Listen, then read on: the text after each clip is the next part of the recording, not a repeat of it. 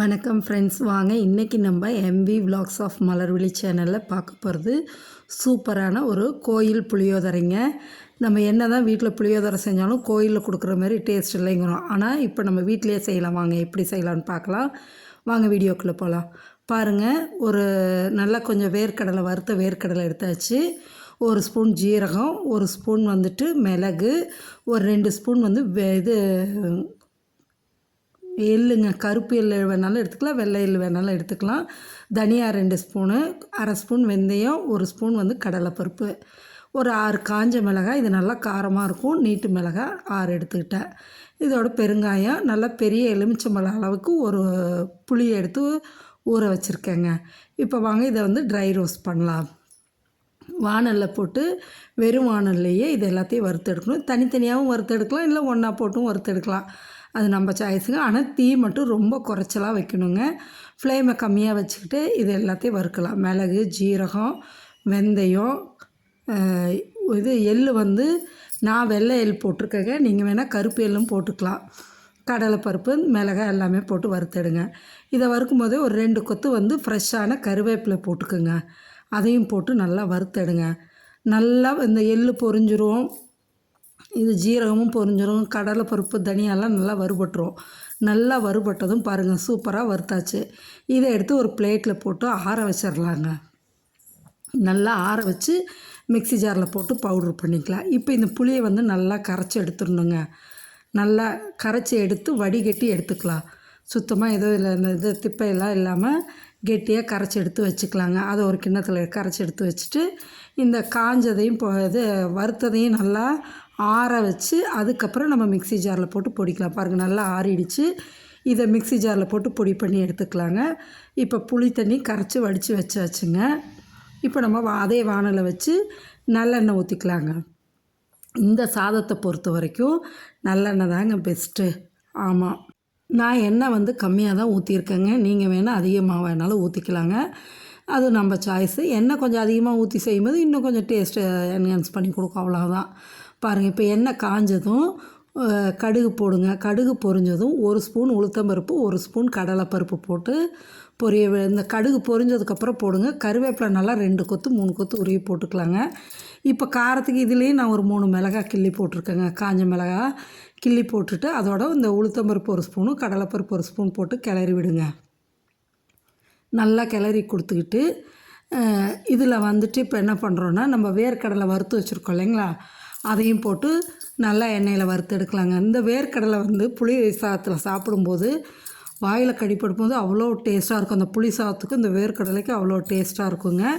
நான் வந்து வேர்க்கடலை தோல் எடுக்காமல் தாங்க போட்டிருக்கேன். நீங்கள் வேணால் தோல் எடுத்துகிட்டு போட்டுக்குங்க. அது நான் உங்களோட சாய்ஸுங்க. தோலில் தான் அவ்வளோ சத்துக்கள் இருக்குது. முடிஞ்சளவு தோல் எடுக்க மாட்டேன் நான் எந்த இதுலேயும். இப்போ நல்லா வறுபட்டுருச்சுங்க. இப்போ நம்ம அந்த புளி கரைசல் எடுத்து வச்சுருக்கோம் இல்லையா, அதை ஊற்றிடலாங்க. ஊற்றிட்டு அந்த கடலைப்பருப்பு, உளுத்தம்பருப்பு, வேர்க்கடலைலாம் நல்லா வறுபட்டு வந்துருச்சு.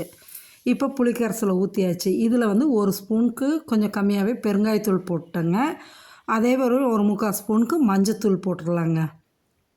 பெருங்காயத்தூள் நல்லா போட்டுக்குங்க. மஞ்சத்தூள் ஒரு 3/4 ஸ்பூன் போட்டு நல்லா கலக்கி விடுங்க.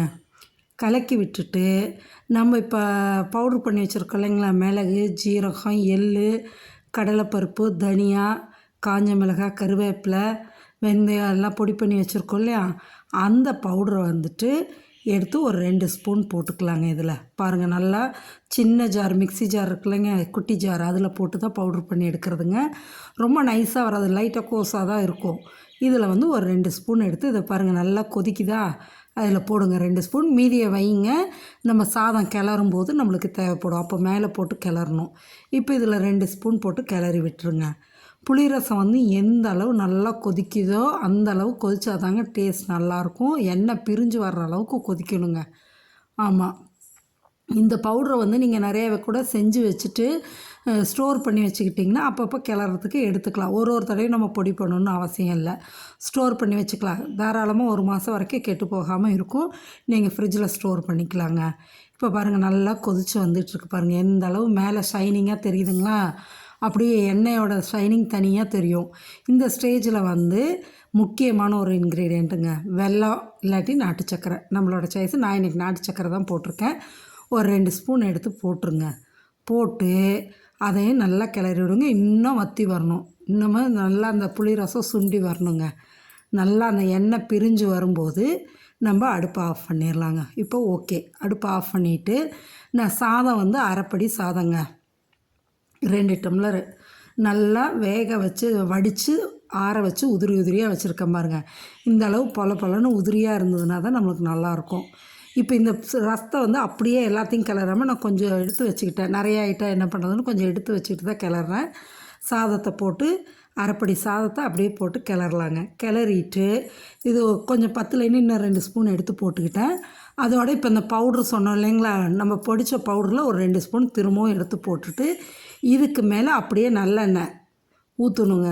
ஊற்றி கிளறுங்க. ஒரு 4 ஸ்பூன் நல்லெண்ணெய் ஊற்றியே ஃபுல்லாக கிளறி எடுத்துட்டிங்கன்னா சூப்பரான கோயில் புளியோதரை கிடச்சாச்சுங்க. அவ்வளவு டேஸ்ட்டாக இருக்குங்க. நம்ம கோயிலில் வாங்கி சாப்பிடும்போது எப்படி சொல்கிறோமோ அதேமாரி இருக்குங்க இந்த புளியோதரை. நீங்களும் செஞ்சு சாப்பிட்டு பாருங்கள். இது வந்து நம்ம டூரெல்லாம் போகிறோன்னா ட்ராவலிங்க்கு எடுத்துக்கலாம்.